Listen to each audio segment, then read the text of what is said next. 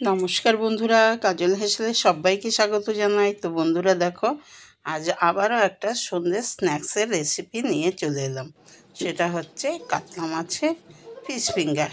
তো এখানে খুব ভালো মাছ আমি নিইনি, রান্না করে খাওয়ার পর যেগুলো বেঁচেছিল সেই মাছগুলোই নিয়েছি। তো ওর মধ্যে কাতলা মাছের একটা লেজ, একটা ঘাড়ের মাছ আর একটা এমনি পিস আছে। দেখো, সব লেজের আগের মাছটা এরকম মাছই আমি নিয়েছি। এটা কোনো ব্যাপার না, বাছাটা সুন্দর হলেই হলো, কাটা না থাকলেই হলো। তো আমি এখানে নুন হলুদ দিয়ে মাছগুলোকে 5 মিনিট মতো সেদ্ধ করে নিলাম। দিয়ে এবার জল থেকে তুলে নিচ্ছি। দেখো, জল থেকে তুলে ঠান্ডা করে নিয়ে এগুলোকে আমি মাছগুলো কাঁটা বেছে নেব। একটু ধৈর্য ধরে কাঁটা বেছে নিলেই হয়ে যাবে, কিন্তু এতে বেশি মাছটা একটু বেশি থাকে, লেজটা যেমন। আর এদিকে দেখো, আমি প্রথমে কিছু পেঁয়াজ, তারপরে রসুন, তারপরে আদা, তারপরে কাঁচা লঙ্কা, এগুলো ফাইন চপ করে দিলাম একদম এটার সাহায্যে। এটা একটু তাড়াতাড়ি তোমাদের দেখিয়ে দিলাম। এটা দিয়ে করলে একটু ভালো হয় আর মিহি হয়, বসে বসে কাটার আর দরকার পড়ে না। তো ওই জন্য দেখো, একটু তাড়াতাড়ি করে তোমাদেরকে দেখিয়ে দিচ্ছি। নাহলে তো ভিডিওটা অনেক বড় হয়ে যাবে, তোমাদের দেখতে অসুবিধা হবে। এই দেখো, আদা, রসুন, পেঁয়াজ এগুলো সব ওটার সাহায্যে গ্রেট করে মানে মিহি চক করে নিলাম। তো এবার দেখো, আমি মাছগুলোকে বেছে নিচ্ছি। এই দেখো, একদম কাটা বেছে নেবো মাছগুলোর সুন্দর করে।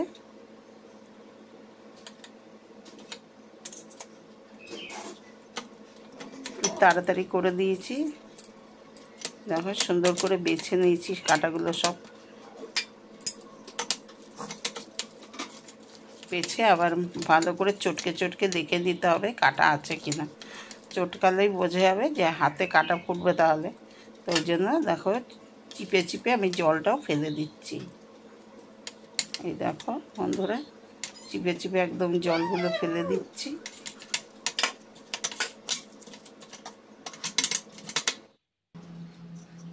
এবার চিপে জল ফেলে রেখে দিলাম মাছগুলোকে। তো এবার দেখো, একটা কড়াই বসিয়ে দিয়েছি, ওর মধ্যে সামান্য সর্ষের তেল দিয়ে দিয়েছি। খুব বেশি তেল এতে দিতে হয় না, অল্প তেলেই জাস্ট মিডিয়াম টু লো ফ্লেমে একদম এগুলোকে ভেজে নিতে হবে। তো প্রথমেই রসুন কুচিটা দিয়ে ভেজে নিচ্ছি, রসুন কুচিটা। তারপরে দিয়ে দিলাম আদা কুচি। এগুলো খুব বেশি ভাজতেও হয় না, খুব যে লাল লাল করে ভাজতে হবে সেটারও কোনো প্রয়োজন নেই। তো একটু আদাটাও রসুনের সাথে একটু হালকা ভেজে নিলাম। নেওয়ার পর কুচানো পেঁয়াজটা দিয়ে দিলাম। এখানে দুটো মিডিয়াম সাইজের পেঁয়াজ আমি নিয়েছি কুচিয়ে। এই দেখো, এবার এর সাথে এই পেঁয়াজটা একটু ভাজা ভাজা করে নিচ্ছি। দেখো, একটু ভাজা ভাজা করে নিলাম। এটা কিন্তু সন্ধ্যে স্ন্যাক্স হিসাবে বা স্টার্টারে বেশ সুন্দর খেতে লাগে এই ফিশ ফিঙ্গারটা। তো বন্ধুরা দেখতে থাকো, আমি যেভাবে করছি অবশ্যই এইভাবে করে খেয়ে দেখবে, অসাধারণ লাগে। খুব যে ভালো মাছ দিয়েই করতে হবে না, একটু ধৈর্য ধরে বেছে নিলেই হয়ে যাবে। তো দেখো, এর মধ্যে একটু নুন দিয়ে দিলাম। নুন দেওয়ার পর এবার কিছু মশলা অ্যাড করছি। একটু ঝাল লঙ্কার গুঁড়ো দিয়ে দিলাম হাফ টিস্পুন জিরে গুঁড়ো, হাফ টিস্পুন ধনে গুঁড়ো, হাফ টিস্পুন হলুদ গুঁড়ো, আর দিয়ে দিলাম ওই গ্রেট করা কাঁচা লঙ্কা। মানে একদম মিহি চপ করে নিয়েছি ওটার সাহায্যে। খুব মিহি হয়নি কাঁচা লঙ্কাটা, একটু একটু মানে বাচ্চারাও খাবে তো, যাতে খাওয়ার সময় বাঁচতে সুবিধা হয়, ফেলে দিতে পারে ওরা, ওই জন্য একটু বড় বড় করেই রেখেছি। ব্যাস হয়ে গেল এটা ভাজা ভাজা। এবার দেখো, সেদ্ধ করা মাছটাও এর সাথে ভেজে নিচ্ছি। মশলার সাথে সেদ্ধ করা মাছটাকেও ভালো করে ভেজে নিচ্ছি। খুব কম তেলে এটা করতে পারলে ধরে ধরে বেশি ভালো, কেননা বেশি তেল দিয়ে করলে না পরে মানে স্ন্যাক্স যাই মানে ফিশ ফিঙ্গার বলো, ফিশ চপ বলো, এগুলো গড়তে একটু অসুবিধা হয়। তো এবার দেখো, ওটা মাছটাও একটু ভাজা ভাজা হয়ে গেল। তারপরে একটা বড় সাইজের, এখন তো খুব বড় বড় আলু আসছে, একটা আলুতেই যথেষ্ট। একটা বড় সাইজের আলু সেদ্ধ করে নিয়েছিলাম, সেটাকে ম্যাশ করে দিয়ে দিলাম এর মধ্যে। দিয়ে এর মধ্যে বেশ ভালো করে মিশিয়ে নিলাম, যাতে একদম ঢালা ঢালা না থাকে। তো এর মধ্যে এবার দিয়ে দিলাম একটু ভাজা মশলা, জিরে ধনে শুকনো কলাই গরম করে তারপর ঠান্ডা করে নিয়ে গুঁড়ো করে নিয়েছি, আর দিয়ে দিলাম গরম মশলা গুঁড়ো। ব্যাস, এবারে এগুলো ভালো করে মিশিয়ে নিয়ে এবারে এটা নামিয়ে নেব। নামানোর আগে একটু ধনেপাতা দিয়ে দেবো, বা পরে দিলেও হবে। আর একটা ভেজিটেবল স্ট্যানারের সাহায্যে আমি দেখো চেপে চেপে চেপে চেপে আলু সিদ্ধগুলো যদি দলা দলা থাকে ওই জন্য একটু চেপে চেপে ভালো করে ম্যাশ করে নিচ্ছি।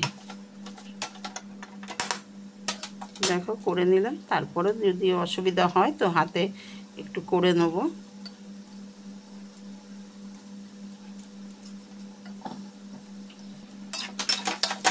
হয়ে গেছে, এবার নামিয়ে দেখো একদম দলা হয়ে যাচ্ছে ডোয়ের মতো, তার মানে আমাদের মাছের এটা রেডি হয়ে গেছে, মাছের পুরটা রেডি হয়ে গেল।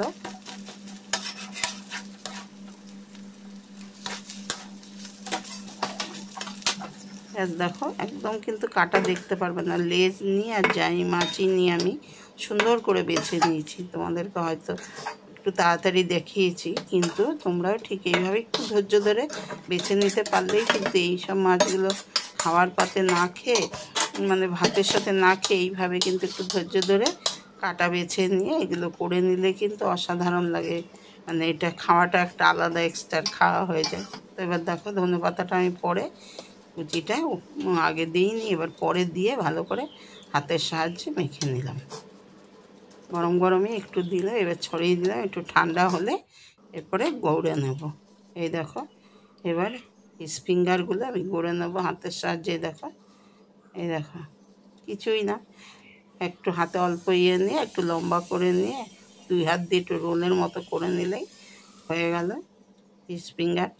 রেডি করে নিচ্ছি এইভাবে সবগুলোই ঠিক একইভাবে রেডি করে নেব যে কটা হয়। মোটামুটি আমাদের ঘরে যতজন আছে দুটো করে সবার হয়ে গেছে। অল্পই মাছ ছিল। দেখো বন্ধুরা, এরকম তোমরাও অল্প স্বল্প মাছ রেখে দিয়ে অবশ্যই করে খেয়ে দেখবে, অসাধারণ লাগে। সে চায়ের সাথে খাও, শুধু মুখে সস দিয়ে খাও, বা স্টার্টারে ভাতের পাতেও প্রথমে আগে এটা খেয়ে নিলেও ভাল লাগে, তার সাথে যদি স্যালাড থাকে ব্যাস অসাধারণ। এ দেখুন লাস্টে একটা একদম খুব ছোটো হলো, দেখো একদম রেডি। এবার এগুলোকে ভাজতে যাওয়ার আগে কোট করে দেবো। তো এই দেখো এখানে আমি বিস্কুটের গুঁড়ো নিয়েছি, আর এখানে নিয়ে নিলাম 3 চামচ কর্নফ্লাওয়ার। এটা কিন্তু একটু পাতলা করেই দেবো আমি, এর মধ্যে জল দিয়ে দেবো। তার আগে দিয়ে দিলাম নুন, দুটোর মধ্যেই নুন আর গোলমরিচ গুঁড়ো দিয়ে দিলাম, দিয়ে একটু জল দিয়ে এটা পাতলা করে নেব।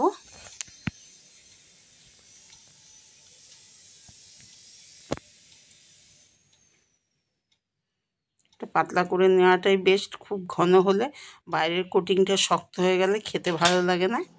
তো এবার দেখো, আর তোমরা যদি মনে করো ডিমের গোলায় চুবাতে পারো, ডিমের গোলায়ও দিতে পারো, কিন্তু ডিমের গোলায় দিলে না ভাজার সময় তেলটা একদম ফেনা ফেনা হয়ে যায়, মানে বিরক্ত লেগে যায় এটা করতে। আবার ধরো আমি যেহেতু করছি, আমাদের ঘরে আবার একজন ডিম খায় না, তার আবার অসুবিধা হয়ে যাবে। এবার কোনটা ডিম ছাড়া কোনটা ডিম দেওয়া, ওই জন্য আমি কিন্তু ডিম ছাড়াই তোমাদেরকে দেখালাম। তোমরা ইচ্ছা করলে কিন্তু ডিম ফাটিয়ে ডিম নুন দিয়ে আর গোলমরিচ গুঁড়ো দিয়ে দুটো ডিম ফাটিয়ে নিয়ে ও ডিমের গোলায় ডুবিয়েও করতে পারো।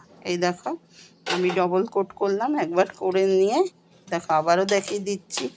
এইভাবে আগে প্রথমে ভালো করে ভিজিয়ে নিয়ে তারপরে বিস্কুটের গুঁড়ো দিয়ে একবার এর মধ্যে দিয়ে দিলাম, কিছুটা বিস্কুটের গুঁড়ো লাগিয়ে নিলাম, দিয়ে আবারও দিয়ে দিলাম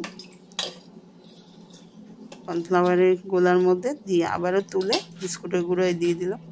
দুবার করে কোট করলাম। তোমরা ইচ্ছা করলে সিঙ্গেল কোটও করতে পারো, কোনো ব্যাপার না, এগুলো ভাঙবেও না, কিছুও না। ব্যাস হয়ে গেল। এইভাবে সবগুলো করে নেব।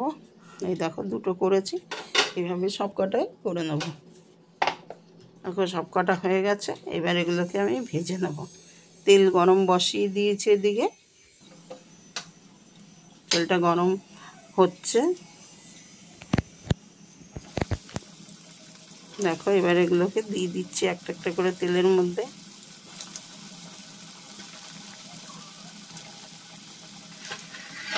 এগুলো কিন্তু একটু তেলটা হাই ফ্লেমেই করতে হয়, একটু লো ফ্লেমে হলেই একটু ভেঙে যাওয়ার সম্ভাবনাও থাকতে পারে, আর খুব তাড়াতাড়ি নাড়াচাড়া করলেও অসুবিধা। যাই হোক, এক পিঠ হয়ে গেলেই আরেক পিঠ উল্টাতে হবে। খুব তাড়াহুড়া করলেই ধরো ভেঙে গিয়ে তেলটা ঢুকে যাবে ভেতরে।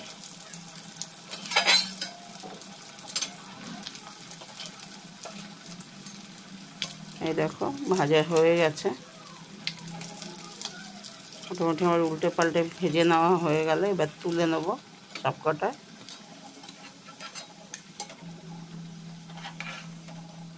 এটা কিন্তু একটু রেখে স্ট্যান্ডিং টাইম দিলে কিন্তু একদম বিস্কুটের গুঁড়োগুলো মানে শক্ত হয়ে যায়। যদি ফ্রিজে তোমরা রেখে দিতে পারো, কিন্তু আমি কিন্তু ফ্রিজে রেখে দিইনি, সঙ্গে সঙ্গে ভেজেছি, এর জন্য একটু বিস্কুটের গুঁড়োটা হয়েছে।